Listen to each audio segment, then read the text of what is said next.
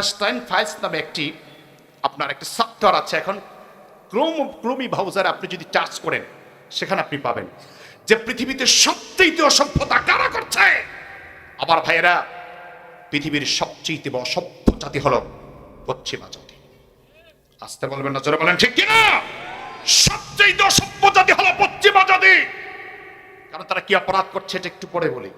ওই অসভ্য জাতির তালিকায় যারা আছে আমার ভাইয়েরা, বিল ক্লিন্টন, তারপরে George W Bush, George W senior Bush, junior Bush, তারপরে আমার ভাইয়েরা বিল গেটস, পৃথিবীর সবচেয়ে বড় ধনী যে বিল গেটস, এবং তারপরে আরো নাম এসেছে আমার ভাইয়েরা পৃথিবীর সবচেয়ে বড় ধনী। আমার ভাইয়েরা এভাবে পৃথিবীর বড় বড় ধনী বর্তমান ডোনাল্ড ট্রাম্পের নাম এসেছে। এভাবে পৃথিবীর আরো বড় বড় ধনী রাষ্ট্রের ধনকুবদের নাম এসেছে। কেন এসেছে জানেন? তারা এমন অপরাধ করেছে। আপনারা গত কয়েক বছর আগে আপনাদের এটা স্মরণ করায় দিই, ছোট ছোট বাচ্চারা অপহরণ হতো, বাচ্চাকে আর খুঁজে পাওয়া যেত না, এরকম একটা অবস্থা সৃষ্টি ছিল না? ছিল। বাচ্চাদেরকে তারা অপহরণ করে চক্রের মাধ্যমে প্রত্যেকটা দেশে তাদের গোয়েন্দা নেটওয়ার্ক সেট করে তৈরি করে পৃথিবীর সকল দেশ থেকে ছোট্ট ছোট্ট বাচ্চারা 3 বছর 4 বছর 7 বছরের ওই মেয়ে বাচ্চাদেরকে টার্গেট করতো। মেয়ে বাচ্চা, এই মেয়ে বাচ্চাদেরকে পাচার করে তারা বড় লোকের স্বপ্ন দেখিয়ে সেই জায়গায় ফ্লোরিডা নামক সেই দ্বীপে নিয়ে যেত। আর সেই দ্বীপে যাওয়ার পরে এই পৃথিবীর বড় বড় চেহারাওয়ালা লোকেরা এই ছোট্ট ছোট্ট বাচ্চা মেয়েদেরকে আমার ভাইরা তারা টার্গেট করে করে তাদের সাথে পৃথিবীর সবচেয়ে জঘন্য অত্যাচার, নিপীড়ন, নির্যাতন তারা করত। জীবন্ত তাদেরকে হত্যা করে ওদের কলিজা চিবিয়ে খেত। ওদের আমার ভাইয়েরা সবচেয়ে কঠিন খারাপ যে জিনিসটা সেটাও তারা পান করত। আমার বন্ধুগণ, শুধু তাই না, পৃথিবীর সবচেয়ে ন্যাক্কারজনক ঘটনা, জঘন্য ঘটনা তারা ঘটিয়েছে। পৃথিবীর মানুষের সামনে এসে তারা সভ্য জাতি সাজতে চায়। আর সবচেয়ে বড় অসভ্য হলো তারা যারা মানুষের সামনে সভ্যতার মুখোশ পরে ভিতরে সবচেয়ে অসভ্যতামি করে। আপনারা যদি অনলাইনে ঢুকে অবাক হবেন, মানুষের দ্বারা মানুষ এই কাজ কখনো করতে পারে না। এর দ্বারা প্রমাণ হয় পশ্চিমারা মানুষ নয়, ওরা হাইওয়ান, ওরা জানোয়ার, ওরা কুকুরের চাইতে নিকৃষ্ট, ঠিক কিনা? পশ্চিমাদেরকে আপনি মায়া করেন, হুজুর পশ্চিমারা খুব ভালো, আপনারা হুজুররা খারাপ, আলেমরা খারাপ। আরে বেটা, যত আলেম যত খারাপ হোক, মুসলমান যত খারাপ হোক, কখনো জাহিলি সমাজের কাজ মুসলমানরা করতে পারে না, ঠিক কিনা বলো? আমি আপনাদের এই কথা বুঝাইতে চাই, পশ্চিমাদের প্রেমে পাগল হবেন না। পাগল যদি হতে হয় মুহাম্মদুর রাসূলুল্লাহ সাল্লাল্লাহু আলাইহি সাল্লামের জন্য পাগল পারা হতে হবে, ঠিক কিনা বলেন? আর একটু জোরে বলেন ঠিক কিনা? সেই জন্য নবীকে আল্লাহ বলছেন, হে নবী, আপনাকে আমি আল্লাহ পৃথিবীর সবচেয়ে শ্রেষ্ঠ সম্মান দিলাম। ইন্না আতাইনা কাল কাউসার, আপনাকে আমি আল্লাহ হাউজে কাউসার দিলাম, আপনাকে আমি আল্লাহ কাউসার দিলাম।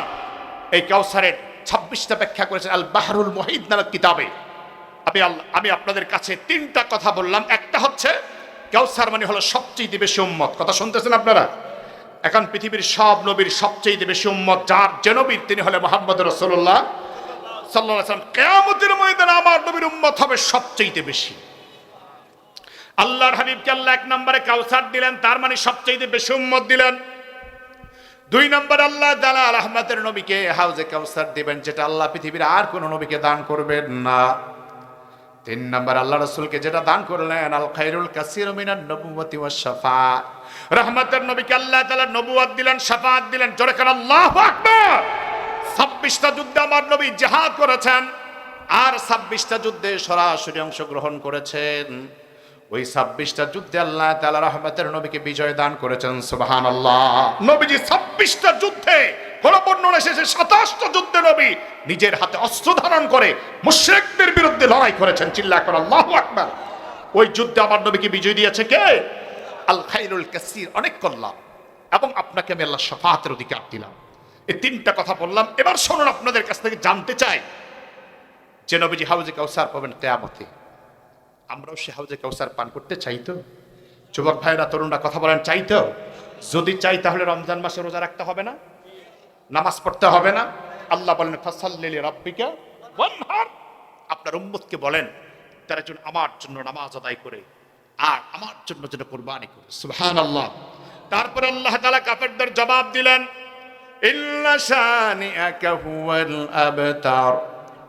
নবীজি যারা আপনার ব্যাপারে বাজে সমালোচনা করেছে, বাজে কথা যারা বলেছে, ও নবীজি আপনার ব্যাপারে যারা বলেছে আপনি নির্বংশ হয়ে গেছেন, আপনার বংশমর্যাদা নাই, আপনার বংশমর্যাদা ধূলিসাৎ হয়ে গেল, নবীজিকে আল্লাহ ডাক দেবেন, আপনি জানায় দেন যারা আপনার শত্রু, যারা আপনার সমালোচনা করেছে, এরাই হলো লেস কাটা, এরাই হলো নির্বংশ। চিল্লা বলেন আল্লাহু আকবার।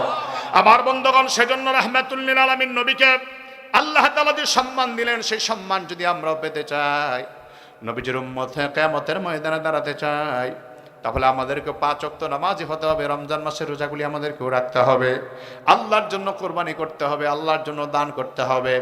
আল্লাহর নবী বলেন কিয়ামতে আল্লাহ আমাকে যে সম্মান দিবে, স্পেশাল 4টা সম্মান আল্লাহ আমাকে দান করবে। 1 নম্বর, আল্লাহর হাবিব বলেন আনা সাইয়্যিদুল আদম ইয়াউমুল কিয়ামাহ, আমি নবীকে আল্লাহ তাআলা কিয়ামতের ময়দানে সব নবীদের সরদার বানায় দিবে, সব মানুষদের সরদার আল্লাহ বানাবে। ওয়া আউয়ালু মান ইউনশাক্কু আনহুল কবর, আমাকে আল্লাহ তাআলা সবার আগে কবর থেকে উঠাবেন।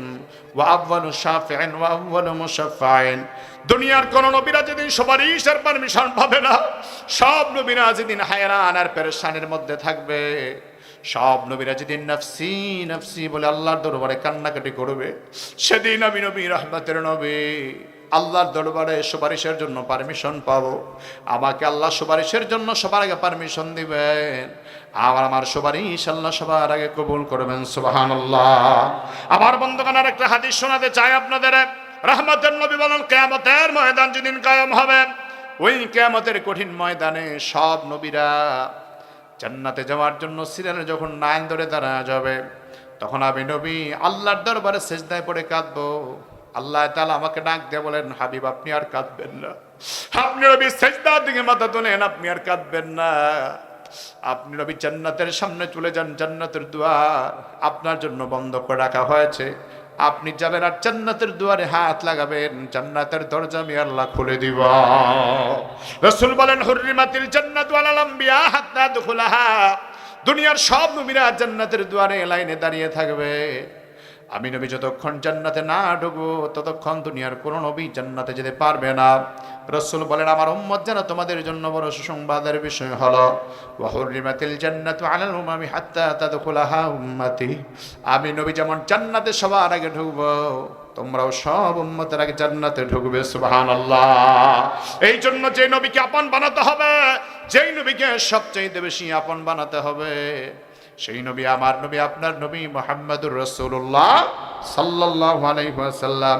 এই জন্য আল্লাহ তাআলা যতদিন হায়াতে বাঁচায়, আমার বন্ধুগণ 5 ওয়াক্ত নামাজি হয়ে যাব, নবীর সুন্নাহগুলি মেনে চলবো, জান্নাতি হয়ে কবরে যেতে চাই, নবীজির সুপারিশ পাওয়ার জন্য উপযুক্ত ইমানদার হয়ে উপযুক্ত নবীজির উম্মত হয়ে কবরে যেতে চাই। কারা কারা দুহাত তুলে দেখায়।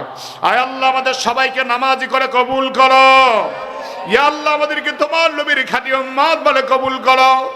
ইয়া আল্লাহ কিয়ামতের ময়দানে যেদিন মা তার সন্তান বলে যাবে, যেদিন সন্তান তার মাকে পরিচয় দিবে না, ভাই ভাইয়ের পরিচয় দিবে না, সেদিন যেন নবীজি আমাদেরকে দেখে, আর নবীজি যেন আমাদেরকে দেখে দেখে সুপারিশ করে জান্নাতি বানায়া দেয়। আয় আল্লাহ সেরকম উম্মত হওয়ার তৌফিক আমাদেরকে দান করো। যতদিন হায়াতে আল্লাহ আমাদেরকে বাঁচায়া দাও, 5 ওয়াক্ত নামাজ যেন আদায় করতে পারি তৌফিক দান করো। তোমার নবীর সুন্নতের উপর চলার তৌফিক দান করো। যেদিন দুনিয়ার জমিন থেকে বিদায় নিব, ঈমানের সাথে যাওয়ার তৌফিক দাও, বলো না আমিন। সে কোন বন্ধু বলো বেশি বিশ্বস্ত, কার কাছে মন খুলে দেয়া যায়, কার কাছে সব কিছু বলা যায়, হওয়া যায় বেশি আশ্বস্ত, যার নাম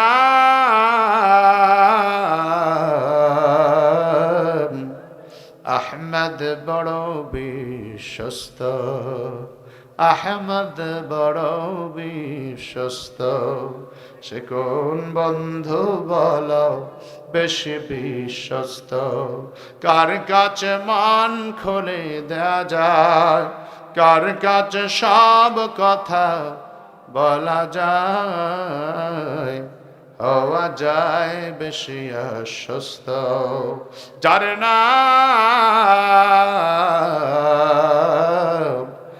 আহমদ বড় বিশ্বস্ত, যেজন কখনো ব্যথা দিতে জানে না, যে জন কেবলই মুছে দেয় বেদনা, যে জন কখনো ব্যথা দিতে জানে না, যে জন কেবলই মুছে দেয় বেদনা, হৃদয়ের হাহাকার আপন করে নিতে কার বুক এত প্রশস্ত, যার নাম আহমদ বড় বিশ্বস্ত, যেজন করুণা অনুপম। আজকের গোটা দুনিয়া তোলফার হয়ে গেছে, গোটা দুনিয়া তোলফার হয়েছে, ওরা কত সভ্য। আবার ভাইরা, পৃথিবীতে সবচেয়ে বড় অসভ্যতা যারা করছে তারা পশ্চিমারা, ঠিক কিনা বলেন? আবার ভাইরা, জিফরি এফেস্টাইন একজন ইহুদি, সে আবার ভাইরা পশ্চিমা সভ্যতা মার্কিনীদের একটা চূড়ান্ত ঘাঁটি ফ্লোরিডা নামক এলাকায় একটা জায়গা তৈরি করেছে। সেই জায়গাতে সে পৃথিবীর সবচেয়ে জঘন্য অপরাধটা সে ওখানে করেছে। এবং তার একটা কাজ ছিল, সে ইন্টেলিজেন্স সোর্স ছিল। সে সেখানে করছে কি, এমন একটা সিসি ক্যামেরা, গোপন ক্যামেরা সেট করেছে। সেই গোপন ক্যামেরায় সে ধারণ করে রেখেছে কারা কি অপরাধ করে। সেই অপরাধীদের তালিকায় সবচেয়ে নাম যাদের আগে, তারা হচ্ছে পৃথিবীর সভ্য নামের অসভ্য। সব অসভ্যদের নাম সেখানে এসছে।